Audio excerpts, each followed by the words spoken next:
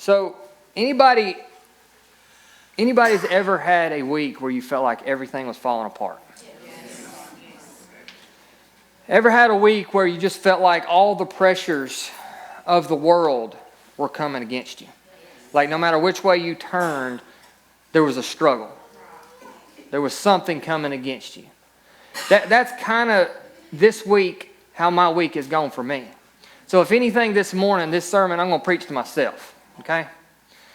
And everything I did this week just seemed like something was wrong. Everything was coming against me this week. And I know about everyone in here can relate to that. And I think that we get so focused a lot of times on Satan and our enemy and how all of his tactics and all of his schemes. And the number one thing that he tries to do is get you away from God. That's his number one purpose. The closer you get to God, the more you're going to see him trying to fight you. And so he's trying everything he can do to keep God's people away from God. That's his sole purpose. We can kind of see that in 2 Corinthians 2 and 11. Lest Satan should get an advantage of us, for we are not ignorant of his devices. That's why we up here all the time, we tell you about Satan and his tactics and how he's going to attack you at your weakest and most vulnerable times. Thing that you didn't even know was a weakness, that's where he's going to attack you. Sometimes you don't even know. In 1 Peter 5:8 it says, "Be sober, be vigilant, because your adversary the devil as a roaring lion walketh about, seeking whom he may devour." He is around trying to find who he can devour. Just trying to find somebody that he can attack. So I think it's equally important to realize that we have a God that also is working. We have a God that also has his own tactics and his own strategies to help you. We know that God sent his son here and paved a way for us that we could live through eternity. But he also is working for you today. In your current situation, he's working. We can see this. I'm going to go to Deuteronomy 31 and 8. And I'm going to kind of give you the setup here. The children of Israel and Joshua have followed the lead of Moses this whole time, for years now. Every step, every decision, every direction, every command, every stop, all done under Moses' watch. Now Moses here, right before this, what we're about to read, he gets a message from God and telling him that he's done. His days in leadership are over. His days are numbered here. And that he will be gone. And God sent a word through Moses to tell the people and to Joshua. And this word, we'll see one of God's number one tactics that he will use for his people. Right here we'll see it. And it's a tactic that was repeated through Scripture, but we're going to read it in 31 and 8. "And the Lord, he it is that doth go before thee." I want everybody to say before thee. Before thee. "He will be with thee. He will not fail thee, neither forsake thee. Fear not, neither be dismayed." So Moses is telling them he is the one who goes before you. He will be with you, will not leave you, will not forsake you. Be dismayed. He's the one that goes before you. We're going to see it also. We'll read Isaiah 45 and 2. It says, "I will go before thee and make the crooked places straight." So this morning, the number one tactic God will use is he goes before you. Doesn't matter what situation you're in today, God has went before you. God has already given you the provision that you need through the trials and the struggles you're in now. We don't understand it. Our minds cannot comprehend how God works. But it's assuring that God goes before you. He directs your path. I'm going to read in about Jehoshaphat. Now, Jehoshaphat was a great king. He was the king over Judah, and he'd made a lot of mistakes.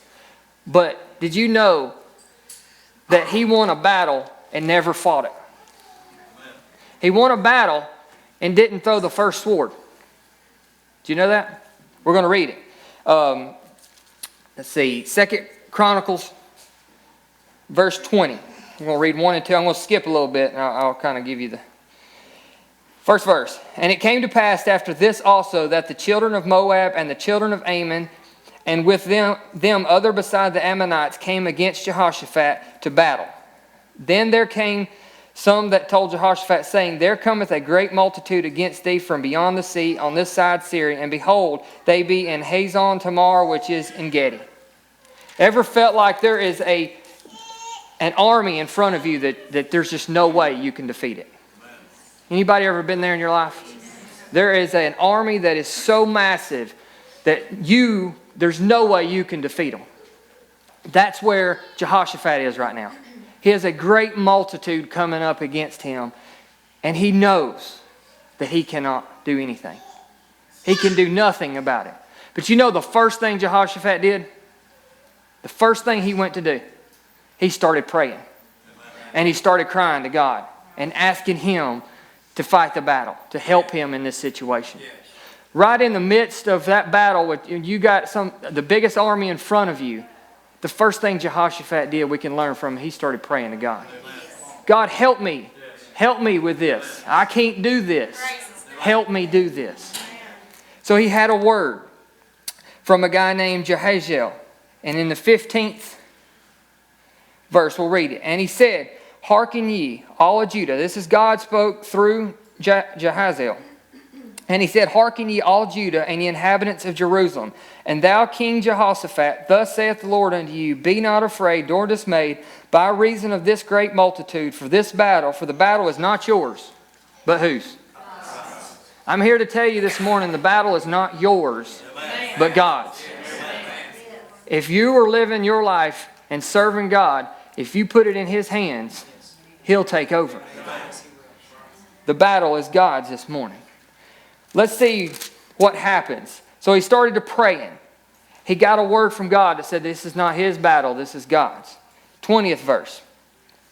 And they rose early in the morning and went forth into the wilderness of Tekoa. And as they went forth, Jehoshaphat stood and said, Hear me, O Judah, and ye inhabitants of Jerusalem. Believe in the Lord your God, so shall you be established. Believe his prophets, so shall you prosper. He's talking to his army right now, his people. And when he had consulted with the people, he appointed singers unto the Lord, and that should praise the beauty of holiness, as they went out before the army, and to say, Praise the Lord, for his mercy endureth forever. And when they began to sing and to praise, the Lord set ambushments against the children of Ammon, Moab, and Mount Seir, which were come against Judah, and they were smitten. First thing Jehoshaphat did, we can learn a lot from this, but the first thing Jehoshaphat did is he went to God in prayer. Amen. The second thing he did is he sent his choir out there. He didn't send his army, he sent his choir. This morning we sent the choir up here before. He sent the choir first thing to sing praises. So not only did he pray to God, but then he started singing and praises to God. And the army was defeated. Are we willing to sing praises to your God today? So he'll fight the battle for you. 23rd. For the children of Ammon and Moab stood up against the inhabitants of Mount Seir, utterly to slay and destroy them. And when they had made an end of the inhabitants of Seir, every one helped to destroy another. The enemy destroyed themselves. Yes. They turned on each other and started killing each other. Amen. Isn't it funny how God works? Yes.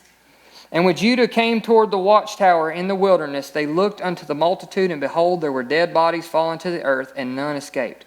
And when Jehoshaphat and his people came to take away the spoil of them, they found among them in abundance both riches with the dead bodies and precious jewels, which they stripped off for themselves. I want you to get this. More than they could carry away.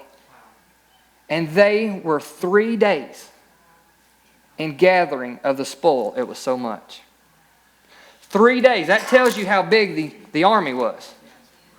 If it took them 3 days just to get the spoils from them. So not only if you go to God in prayer in the middle of your battle, when you have an army that's in front of you that seems impossible, if you go to prayer and then you start singing praises and giving Him thanks and honor, not only will He defeat the battle, but He will bless you. He got blessed and never threw the first sword. Never threw the first arrow. And his people were blessed from it. You will be blessed if you do it the way God has in order. God goes before us just like He does It's just like he did with Jehoshaphat. He goes before us in battle. He prepares the way upon our arrival. We should, each and every one of us this morning, should be thankful for this tactic. It's important to know that he prepares the way for us. Because we're winning victories that we don't even know about. We're winning victories we have no clue about. We're winning victories and we're getting the credit for, and we've never spilled a lick of blood. We're getting a lot of Jehoshaphat victories and we don't even know it. We show up and it's all over. He keeps his people. He preserves his people. We walk in and the army's defeated. I wish we could look back. One of the things that, in the middle of all the turmoil that can come your way, to think in your head for a minute. Think about all the victories, the Jehoshaphat victories that are won that you don't even know about. Could you imagine? Could you imagine in your head? You might be sitting here this morning, you might think, man, you just don't know my situation. All the pain, the trials, the struggles, the heartache, all the stuff that I'm going through. You don't know what all I'm going through right now. But if you stop for just a second and just think for 1 second about what God has done that you don't know about. See, the hurt that you're going, the discomfort now could have destroyed you without him going before you. The tears now could have caused you total breakdown if he hadn't gone before you.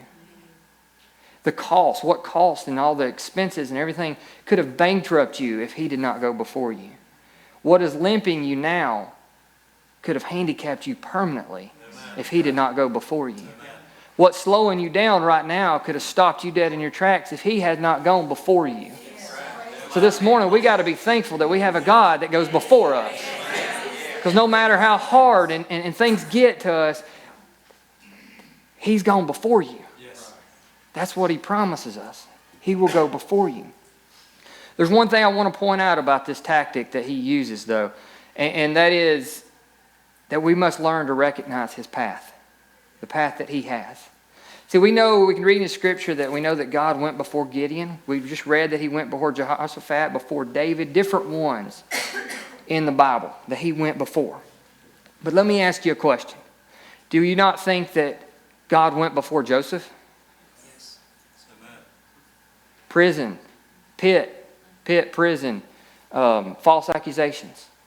Do you not think that God went before Job, who lost everything? Do you not think that God went before Paul? Imprisonment, snake bitten, all these things that he went through, shipwrecked. He went before each and every one of them. So our struggles might seem impossible to us, but we have a God that's already went before us and made a way. Just like he did for them.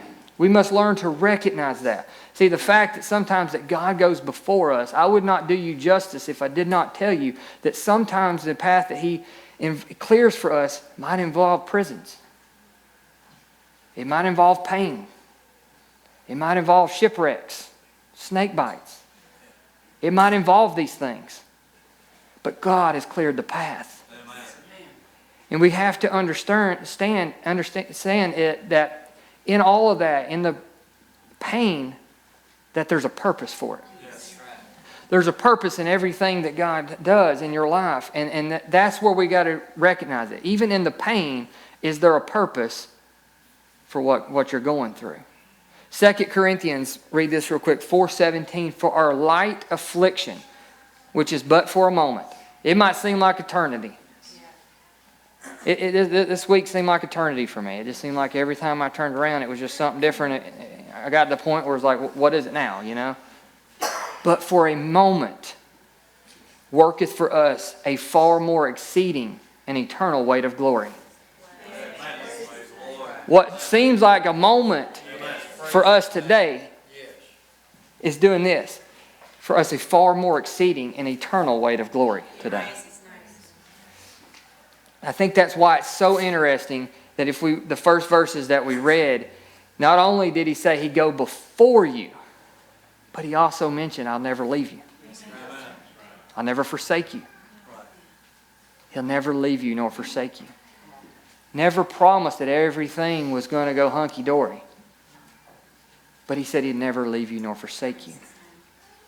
So what if God clears a path for you today that isn't fun? It's not easy. What if it involves hurt, some detours, some tough choices in your life? What if he did that today? See, problem is, most of us march to the own beat of our own drums.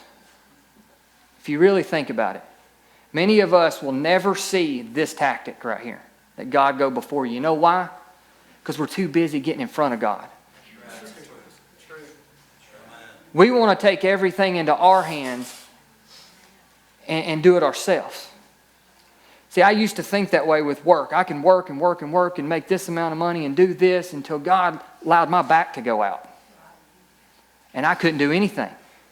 Nothing against Walmart door greeters, but I thought that was what I was going to be doing the rest of my life. I was like, that's the only thing I can do is sit and do it and greet people. Because my back totally went out. Anybody that's had back problems, no. That's miserable.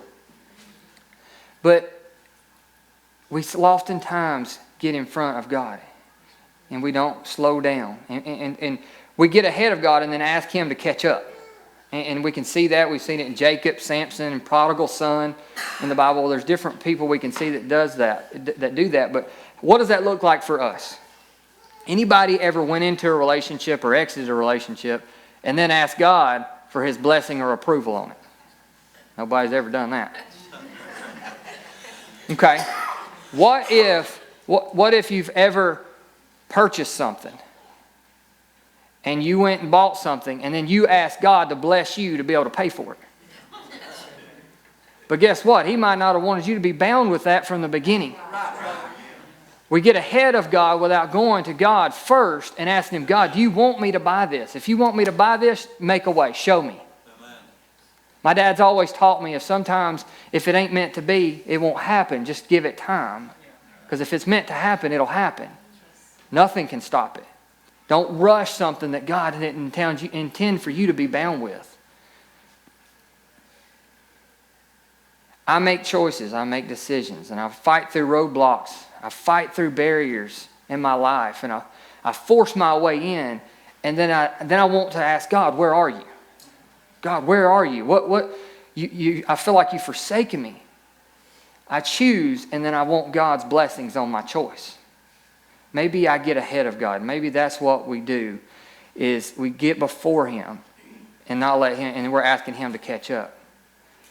See, if we would let Him get in front of us, then He says the crooked way would be made straight. You wouldn't have so many hard times and things to fight. See, when He goes ahead, paths straighten out and resistance is removed. And a lot of times we put a lot of these struggles and these pains and these hard things that we go through, a lot of them are put on ourselves. God gets the blame for a lot of stuff, but a lot of it is us. We jump the gun and get ahead of Him. I'm not saying that take the path of least resistance, because I'm not saying that at all. But I am saying a crooked path is a lot harder to navigate than a straight path. And if we let God lead us, then and slow down for just a minute and let Him get ahead of us, that He will make your path straight. That's what His Word tells us. So this morning, we should be excited to know that God goes before us. No matter the hurt, no matter the pain, no matter what it is you're going through, whatever situation in your family, that God goes before you. The second tactic that God uses is if there's a before, guess what? There is an after. Let's read it. Isaiah 52:12. For you shall not go out with haste, nor go by flight, for the Lord will go before you, and the God before thee. We know that, right? We know that He'll go before thee, and the God of Israel will be your rearward. What does that mean? It means He's got your back. The one He's got the back. He has got your back. 58:8. Let's read it on this one too. Then shall thy light break forth as the morning, and thine health shall spring forth speedily, and thy righteousness shall go before thee. We know that, right?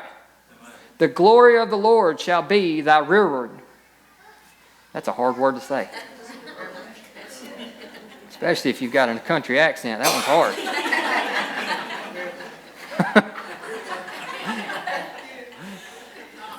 So not only does he go before us, he comes after us in the battle. So he's got your back. This morning, you got somebody that has your back. I read this. A rear guard is a detachment of troops detailed to guard the rear of a moving column. The rear guard is generally used for security during a forward movement. I'll get to that in just a second, because if you want a rear guard, sometimes you got to be willing to move. That's right. He prepares the way ahead of our arrival, but when God chooses to use the tactic to come behind, we got to understand that we got to sometimes prepare the way for the Lord. We've got to prepare the way. We can understand this by the children of Israel. Now, God went before them and directed them a path to get out of bondage. Yes. Pharaoh released them. They were headed toward the promised land, okay? They got to a Red Sea. We all know the story, but they got to a Red Sea and they couldn't go any further. God speaks to Moses and says, go forward. They had to make an action. They had to do something. Yes. Go forward. When he went and they decided to go forward, God spread open the waters. Amen. They walked through on dry ground. Praise. But get this. They had an enemy chasing them. Yes. They had an enemy chasing them. What did God do? He went after them. As soon as they crossed over on the dry land to safety, God broke the dam loose and flooded and killed all the enemy. He went after them. He fought. He had their back. So this morning I'm here to tell you, God has your back. He will go after you in war. He will go after you. But here's something I want to get you to understand. Most of the time, it's something you have to do. You have to do it. If we're not willing to step out in faith, you'll never experience this tactic right here. Because he's a faith God. We have to step out in faith. When Access Church has stepped out and it started on faith. We had to step out on faith. Not on us, not on one individual, nobody. On faith, Him. You have no need for a rear guard if you're not behind enemy lines today. If you're constantly playing it safe, you won't see this tactic if you're constantly playing it safe. That's not how he works. Noah was vindicated after he built the ark. The leper was cleansed after he took the steps to dip in the water. Jesus came after Peter when he stepped out into danger. The bedridden man was healed after his friends let him down through the ceiling. Chad preached on that. The multitude was fed after the little boy stepped forward with his lunch. When he is after, we have to prepare the way. He's given us the ability to do the way. You know, this action often will require us to do something. Most every time, us to do something. I think that we got the verse, it says, stand still and see the salvation of the Lord. And that's a great verse. But I think too many Christians today use that as a crutch. They use it as a crutch till they don't have to do nothing. I'm just going to sit here and let God move it out of the way for me. But a lot of times God is telling you to do something. You have to take a step. You have to go forward. You have to make the first move. Then God will come after you. But a lot of times we don't want to do that. We want to sit where we're comfortable. See, God has a work for each and every one of you, and I don't do you justice if I tell you that it's okay to just sit and do nothing. But I'm not doing you justice by telling you that. Because God never asked us to do nothing. He's always got something for you to do. Some way to work through you. That's how He works. It's through you. We're going to read that in just a minute. That's how He works. The next step is often our step. We must take the next step. I'm going to read it, 2 Kings. Let's go over 2 Kings real quick. Now, this is Jehoshaphat still here. I want you to get this. So, Jehoram was the son of Ahab. And we know Ahab had a lovely wife. Her name was Jezebel. She's one of the most wicked in the Bible. But that's their son, is Jehoram. So Jehoram has an army. The army of Moab is coming up against him. And he goes to Jehoshaphat and says, hey, will you come fight with me? Well, Jehoshaphat's number one mistake is he agreed to that. But God was able to work in this. So he asked Jehoshaphat. Jehoshaphat agrees. They go out into the desert. They have no water, no food, nothing out in the desert. So Jehoshaphat asked for a prophet. Let's see a prophet and see what God's telling us to do. So he acknowledges God, right? He sends Elisha. That's where Elisha comes in the picture. And he brings Elisha to tell him, and we're going to read it in I'm going to start at the 16th. But the 15th is Elisha tells him that he wants to bring a minstrel, a musician, to sing and perform. So they must have had some singers. Jehoshaphat must have had some singers. But they brought a minstrel, which is a musician or something, to sing for Elisha so he could hear the voice of God. Have we ever got to our point where we have to get away and just get some quiet time so we can hear from God? You know, everything is so hectic and crazy around. Sometimes we just need to get away and hear from Him. That's what Elisha was asking. Just play me some music. Let me hear from God. 16th verse. And he said, thus saith the Lord, make this valley full of ditches. So Elisha is telling Jehoshaphat to do something. God is telling him to do something. Well, you mean I'm in a desert? This is dry ground. This is hard ground. You want me to dig ditches? I mean, I dig ditches often. It's not fun. Tells them to dig ditches. Often, I'm going to ask you, what is it that God tells you to do that doesn't look so appealing? That doesn't look so appealing. He asked them to dig ditches. But God couldn't move until they did what they were supposed to do. Read the 17th verse. For thus saith the Lord, you shall not see wind, neither shall you see rain. Yet that valley shall be filled with water, that you may drink, both you and your cattle and your beasts. This was a desert. You're not going to see the wind. You're not going to see the rain. A lot of times God is working and you don't have a clue. You don't see it. He told him, you're not going to see the rain. You're not going to see the wind. But guess what? I'm going to give you water. I'm the one going to provide you, and you're not even going to know it. What has God done for you that you don't even know it? You don't see it until the after effects. A lot of us live in the glory and the blessings that come from Him that we did nothing to receive it. He just gave it to Him. I love that. For thus saith Lord, you shall not see wind, neither shall you see rain. But I'm going to wake up in the morning and my ditches are going to be full. How many wants their ditches full today? I need some filled ditches. 21st.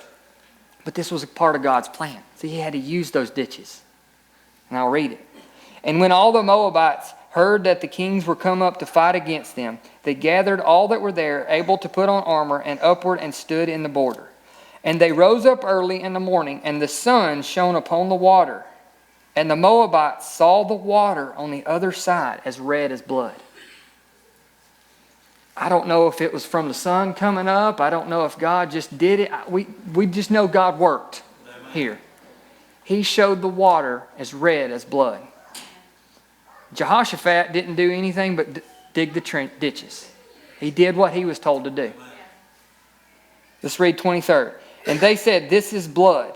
The kings are surely slain, and they have smitten one another. Now therefore, Moab to the spoil. They had thought they'd killed themselves. The Moab had thought Jehoshaphat and his army had just killed themselves and slayed each other, and that was full of blood. And so they were going down there just to take the spoil. They were going to go take it all. And when they came to the camp of Israel, the Israelites rose up and smote the Moabites, so that they fled before them. But they went forward, smiting the Moabites even in their country. They defeated and killed them because they came to battle pretty much armless. They didn't have anything to battle with, and the Israelites killed them. Now let me ask you a question. What if Jehoshaphat would not have dug the ditches? What if they not have dug the ditches? I'm going to ask you this morning, what if you don't dig your ditches? What is God wanting you to do for you to receive the blessing, for you to win this battle, the struggle, the trial that you're going through? What is He asking you to do that if you don't do it, what will happen? If they didn't dig the ditches, what would have happened? Now, God could have moved in many other ways. But the lesson is, God's telling you to do something. We got to do something. It's time that we wake up and do what God has told you to do. If we don't, we will constantly have an army that's coming after you. Constantly. So how do we prepare the way for God? How do we do that? So how do we prepare the way for a blessing? The Bible tells us to give, and it shall be given. Now you're like, oh God, he's going to talk about money. Oh Lord, I'm going to go ahead and get my pocketbook and leave. I'm not just talking about money. But money is a part of it. And amen. Your time, your talents, your gifts. What has God given you? What is your talent, your ability? What has He given you that you're not giving back? That's a question you have to ask yourself. I can't answer that for you. But what is it that God has given you? Because He tells us if we want a blessing, we got to give. You take that wherever you want to take it. To pave the way for forgiveness, what do we have to do? Forgive. We have to repent. To prepare the way for a miracle, we have to obey. In your job, if you want a promotion, guess what? He tells us to be faithful in the small things. He can't trust you with more if you're not faithful in the small things. See, so everything that we need in our life, there is a step of preparation that we are responsible to take. And the problem is, our issue is we want God to step in before we're willing to step out. And a lot of times He's asking you to step out. That's when He'll step in. You come my way, I'll come yours. No preparation often means no habitation. So the only thing behind us is exposure if you live that way. So when we're afraid to take the step that God is telling us to take, that's when we have to check our backs. Because if you're following what God told you to do, you're not alone. You should be shouting glory with that one, because if you're doing what He's telling you to do, you're not alone. You got somebody that's got you back. You don't have to be afraid. You have a rear guard standing behind you, because nothing can sneak up on you. There might be sickness in your life that's been trying to sneak up on you. There might be devastation in your life that's tried to sneak up on you. Heartaches, troubles. But we have a God protecting our rear that was never able to sneak up on you, because He's got your back. He goes before you and He goes after you. He ambushes the ambusher. So we can go forward. We can be strong. We can be courageous. We can take chances simply because we know who comes behind us. So we got to quit looking over our shoulders, waiting for a surprise attack. We have a God that has you surrounded. Has you surrounded. Even though it might seem impossible, He's just saying, wait a minute. Wait a minute. And there's a breakthrough. But you might have to dig some ditches this morning. I think He tells us that He's our rearward, God Almighty. He's our rear guard. Because sometimes, as Christians, we need a little push. See, oftentimes we don't want to get out of our comfort zone. We don't want to do this and we don't want to do that. This is not what I want to do. But God is standing behind you just little by little, giving you a little push. I've got you back. I've got you. Go ahead. This is what I want you to do. This is what I'm asking for you to do. I've got your back. So God goes before you. He goes behind you. The third tactic that he uses is God uses folks. God uses people. Now, I bet you if I told you Satan uses people, everyone in here could shout names left and right. Glory. I know Satan worked through this one. I know this one. I did a job a few weeks ago, and I think he tried every patient I had. I never had anybody get down their hands and knees and just hand picking the floor apart. I didn't understand. I was like, man, dude, it looked awesome. And I was sitting there and just I was speechless. I didn't know what to say. I was like, man, I think it looks amazing. But he tried everything, all my patients. But isn't it amazing how God works and how Satan will work too? So just as much as Satan uses people in your life, God uses people in your life. God will use people to work in your life. He assigns people to us. The enemy will try everything in his power to counterfeit what God has. And we know that. We can see that, but how the world comes against churches left and right.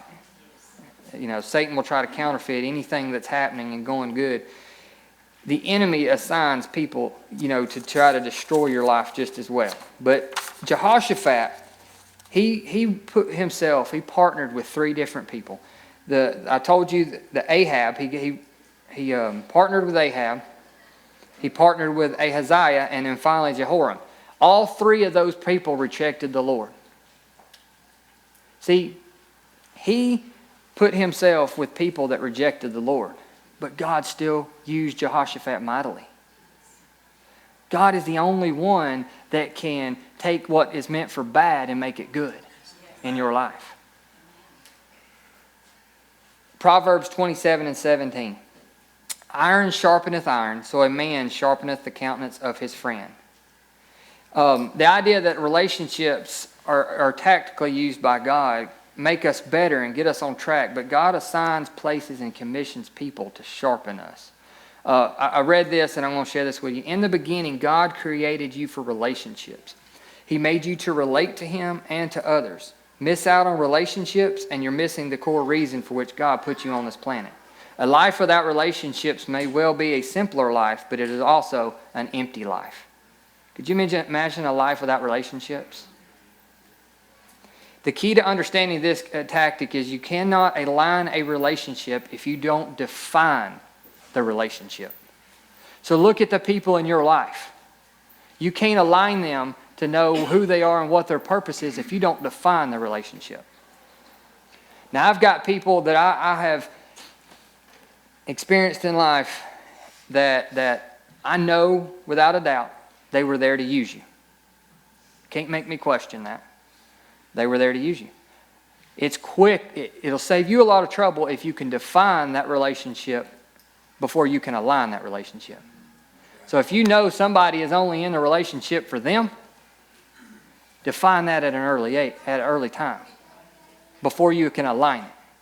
We got relationships in our life. If you look back, there's a lot of people in your life, but we have to define what they're there. And I believe that there's 2 kinds of people. I believe that there's a comforter. There's people in your life that are comforters. And then there's people in your life that are confronters. There's 2 different types of people. The confronter, and I say this because Moses had Aaron, but he also had a Jethro. David had Jonathan, but he also had a Samuel. Peter had Mark, but also had a Paul. See, God uses folks as comforters. And God assigns these people to you. Ever had anybody in your life that you know that you could call, and no matter how hard your day's been or what you're going through, they just make you feel better? You got those kind of people in your life? I know I have a couple of those. There's not very many. And I'm telling you, if you get one in your life, you better hold on. Because they're few and far between. But a comforter is somebody who makes you feel better. How do you know if they're assigned by God? Are they only there in the good times? Or are they there for you in the bad times? That's how you know if they're a comforter or not. Do they give you hope, or do they give you hopelessness? Here's one. Do they speak life or do they speak death into your life? See, we have to align the relationship. We've got to define them before we can align them to which category they belong. God will send comforters that you know without a doubt that are straight from God, because no matter what you go through in your life, they're never going to leave you nor forsake you. They'll be there with you. And they'll pray for you. They'll fight for you. But God uses people. God uses folks in our lives. He uses those comforters. See, I want to give you also a caution on the flip side of this. Don't be like me. Nobody thought that was funny. So when I go through a hard time, I shut down. Anybody else do that? This week, I've not wanted to talk to anybody. I know that sounds awful, but if you just closed me up in a room all week, I'd have been happy. That's not the way to be. So that's why I'm telling you, I'm preaching to myself, because don't shut yourself down to those comforters. God has assigned them to you to comfort you, but a lot of times I'll shut down. I don't want to talk to anybody. I don't want to talk to anybody. So be cautious of that. What about confronters? You ever had anybody in your life that just complete chaos all the time in your life? They confront, somebody has something wrong, they got something wrong about everything you do in your life. That's where we have to align, if he's a confronter or if the enemy has aligned them to you. Because a confronter, sometimes in our life, we need people to rattle our chains, to stretch us a little bit, to tell us, hey, you're messing up, this ain't right, but to do it in a godly way. That's the key, to do it in a godly way. We need people sometimes that will stretch us to make us better. And how do we know that somebody is assigned to you as a confronter? Are they content with your sin? Because if they're content with your sin, they're not a confronter that's aligned by God. Because a confronter that's aligned by God will tell you how to be better and do better than to be accepting of the sin. They're willing to address the areas and the issues and not just ignore it, but they do it in the right way. That's the key as Christians. We have to do it in a right way. We have to do it. Are they pulling you and pushing you up? Here's the best way to know. Do they have your best interest at heart? So if you're a confronter to somebody and God has assigned you to help somebody in that category, do you have their best interests at your heart? That's how you know. That's how you know. Because we have a lot of people. I don't like confrontation. I hate it. I hate confrontation. But it does say iron sharpeneth iron. And God will put people in our life to make us better and help us along the way to be a better Christian, to serve God in the capacity that He has for us. So who do you have in your life that is a comforter in your life? Who do you have in your life that could possibly be somebody that's a confronter?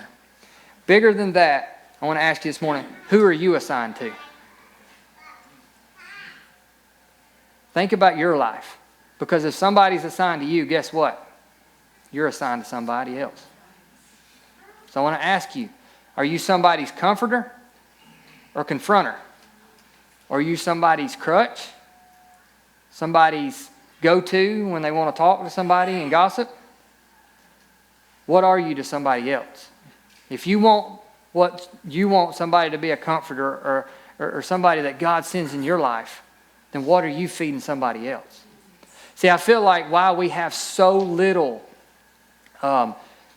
comforters and confronters that are sent by God in our life is because it's easier to let the enemy work with you than to let God work with you. I want you to get that. A lot of times, God doesn't have as many comforters and confronters in your life because it's easier for the enemy to use people than it is for God to use people. Why? Why is that? Because the way God would do it, we have to change the way we live a lot of times. Come on. No. We don't like to change the way we live in.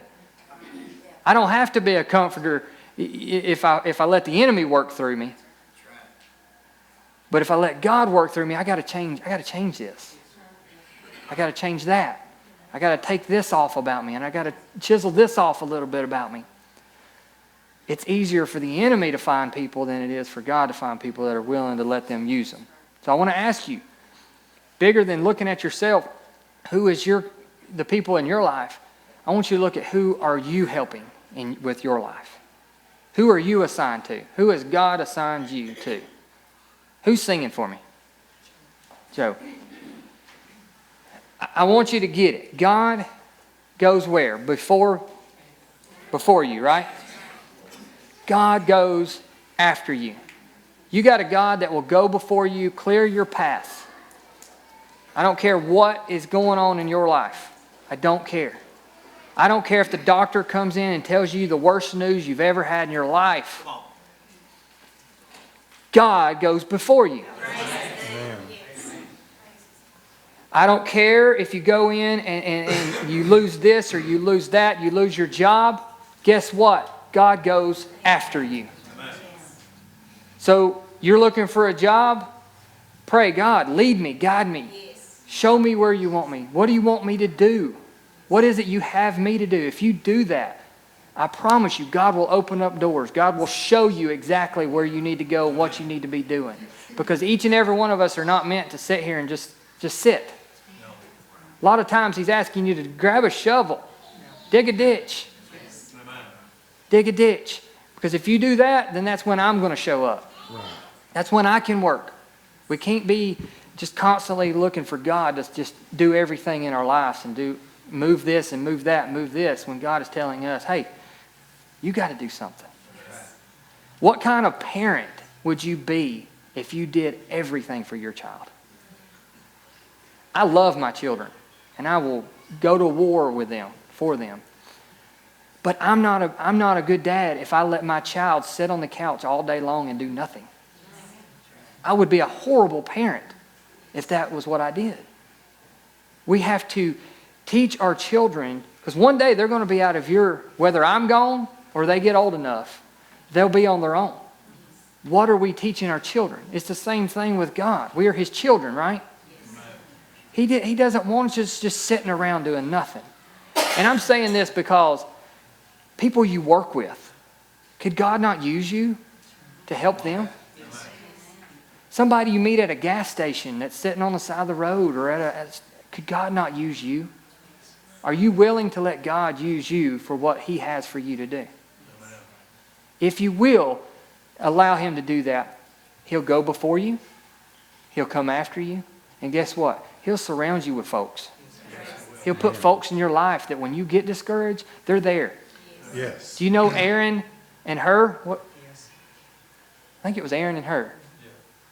Lift the hands.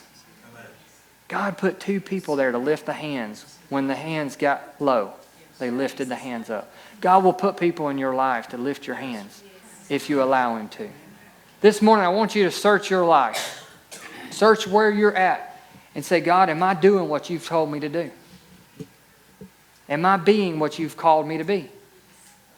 If not, ask Him to. Ask Him to show you what it is that He has for you. Because if you ask Him, you shall receive. Right. He'll give you the direction that you go. Because He's already went before you. He's went after you. And He'll use folks in your life. That's His tactics and strategies today.